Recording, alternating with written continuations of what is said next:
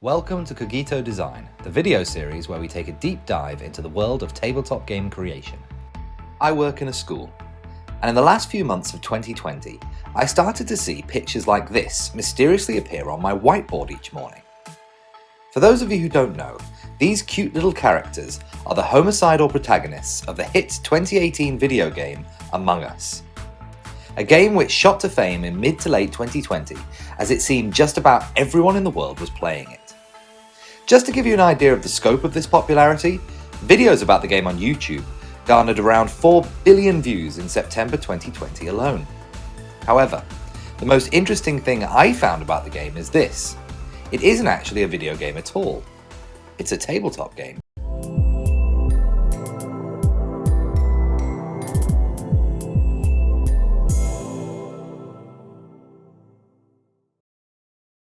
If you've played Among Us before, you might know this.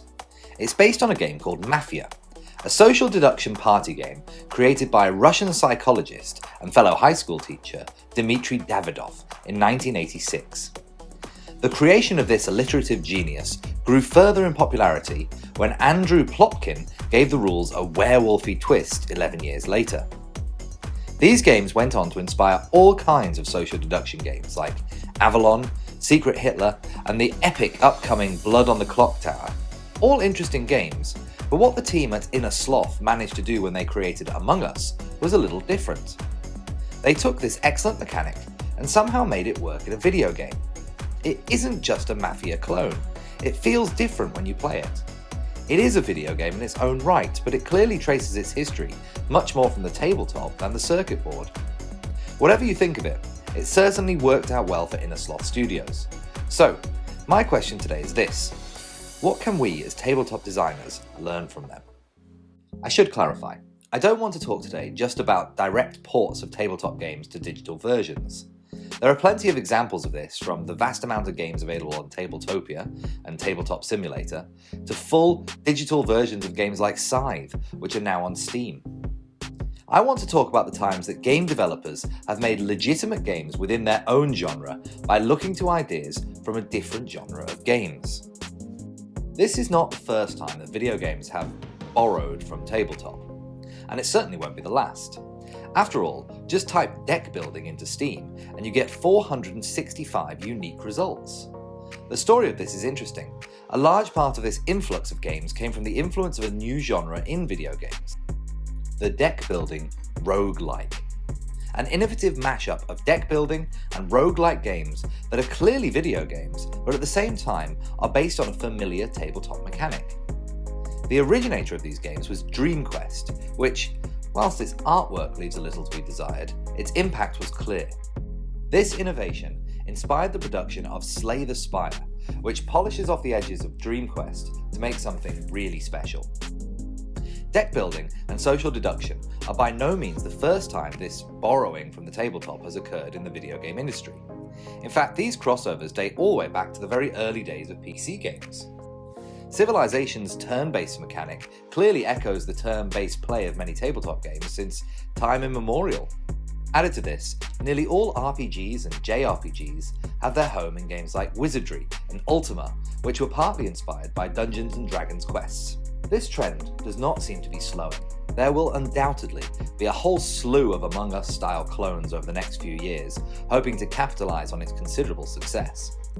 Added to this, the new medium of virtual reality offers us a glimpse into how influential the tabletop can be in an emerging new medium. Ubisoft's Werewolves Within is an interesting example of the possibilities with this. Just listen to the devs talk about their inspiration. It's like playing a card game, but in a way that was never possible before VR. Another interesting view of VR is how closely it can recreate a tabletop experience. Programs like Tabletop Simulator now have a VR option, which is scarily close to the real thing. And with the ability to animate your components, which is not possible in real life, there may well be an interesting future in VR tabletop crossovers. Check out this Oculus Rift game, Brass Tactics, for a glimpse at this future. One big barrier to the success of VR tabletop games has been the lack of facial recognition possible in the VR world. While VR can recreate your gestures and even allow for actions like whispering or face touching, it hasn't yet been able to allow the equivalent to seeing a human face across the table from you. Crucial when trying to decipher if your opponent is secretly harbouring werewolf tendencies. Although, that being said, some of the advances from companies like Facebook imply that this may not be that far off. So, if video game producers are getting so much inspiration from our genre, can we do the same the other way around? Well, of course we can.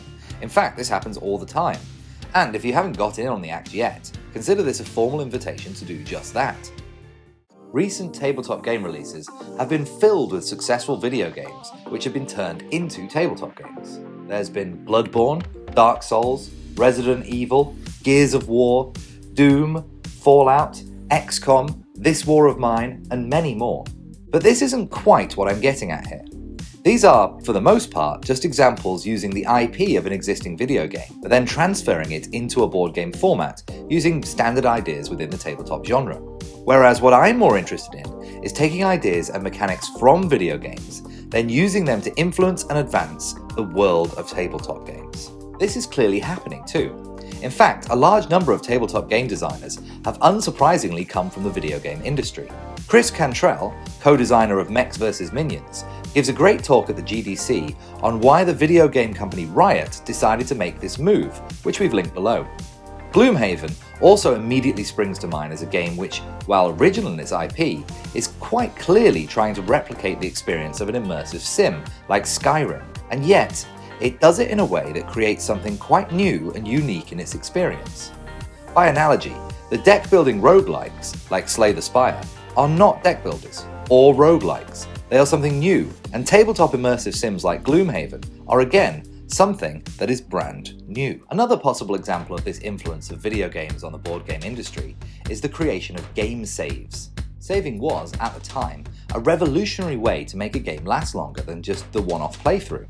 The early days of video games started like most tabletop games. You play a game once, see who wins / gets a high score, then start again from the beginning next time you play.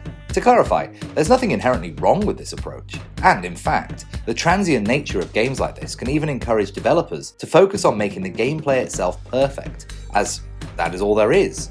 But when video games moved on to a point where players could save their progress, the possibility emerged to allow developers to continue a much longer narrative story across many gaming sessions.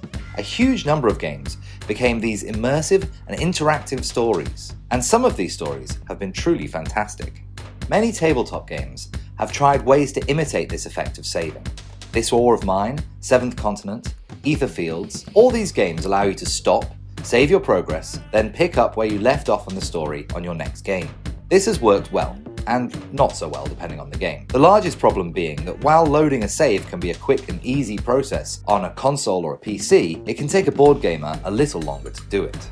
Possibly the best example of this is that it is also a defining feature of legacy games, which, whilst the gameplay usually resets after each game, the game itself evolves and changes from game to game, capturing some of the progression and narrative of a long video game, but in a uniquely tabletop fashion. So, what can Among Us teach us as tabletop game designers? I think the first lesson is a warning. Just because something is great in one genre of gaming does not necessarily mean it will be successful in another. After all, even with all of its success, Among Us is just not as good an experience as sitting around a tabletop playing Avalon or Secret Hitler. Arguably, some of its success is due to a worldwide pandemic, meaning games like this are about as close as people could get to actual human contact. Evidence for this perspective is that the game was released in 2018, but didn't really hit it big until 2020. Similarly, trying, for example, to create a massive open-world story game in a board game form is always going to be a challenging prospect, given the limitations of our medium. Even if you take some excellent attempts at this, like the masterpiece that is Seventh Continent, it just pales in size and story to a game like Skyrim, let alone something like No Man's Sky or Star Citizen. VR games also have their niche. Mass Exodus is a game where one player takes on the role of a giant robot in VR, trying to hunt down the second player, who is one of hundreds of these little worker guys trying to blend in with the crowd and avoid the wrath of their giant robot overlord. And for good reason. This game just really wouldn't work in any other medium. So, essentially, I'm warning that in some ways board games are board games and video games are video games. And whatever you do, don't cross the streams. There's something very important I forgot to tell you. What? Don't cross the streams. However, the second and mildly contradictory lesson from Among Us is that we should absolutely take ideas from one genre of gaming to another. Games fundamentally have a lot in common with each other. Ideas from genres like video games can clearly work on the tabletop, and vice versa.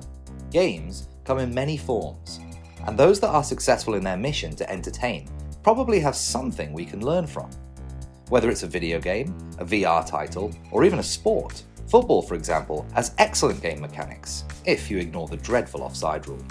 A VR example for this is the excellent Keep Talking and No One Explodes. In this game, you play as a bomb disposal team.